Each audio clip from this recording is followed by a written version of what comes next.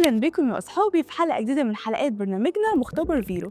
وقبل ما نبدأ حلقتنا النهاردة حابة أرحب بصاحبتي المخترعة الصغيرة مارفي. ازيك يا مارفي، عاملة ايه؟ أنا الحمد لله، انت عاملة ايه؟ أنا الحمد لله كويسة، متحمسة جدا أسمع سؤالك النهاردة.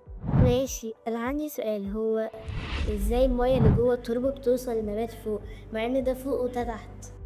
سؤال حلو قوي وذكي. طب ايه رأيك لو نشوف مع بعض ازاي ده بيحصل؟ ماشي، يلا بينا. يلا بينا. تجربة النهاردة يا أصحابي تجربة سهلة جدا، ممكن كمان إن احنا نعملها في البيت. هنجيب إزازة فاضية وإزازة فيها مية، وهنجيب منديل علشان يكون أقوى، هنتنيه بالشكل ده، ونوصل طرف المنديل بإزازة فيها مية والطرف التاني بالإزازة اللي مفيهاش مية، ونشوف إيه اللي هيحصل.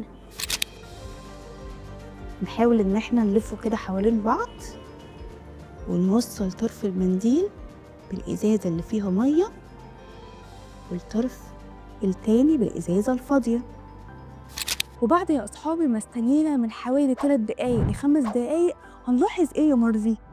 ان الازازة المليانة اللي فيها المية المنزل بقى المية للازازة الفاضية. برافو عليكي، وده بالظبط اللي بيحصل مع النبات. الخاصية دي يا أصحابي بتتسمى باسم الخاصية الشعرية، وده بالظبط اللي بيخلي إن المية تتنقل من التربة للنبات فوق. فهمتي بقى سؤالك يا مرفي؟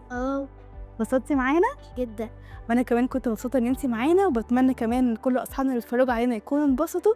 وبكده يا اصحابي تكون حلقتنا خلصت، بس هنستناكم في حلقه جديده من حلقات مختبر فيرو. باي.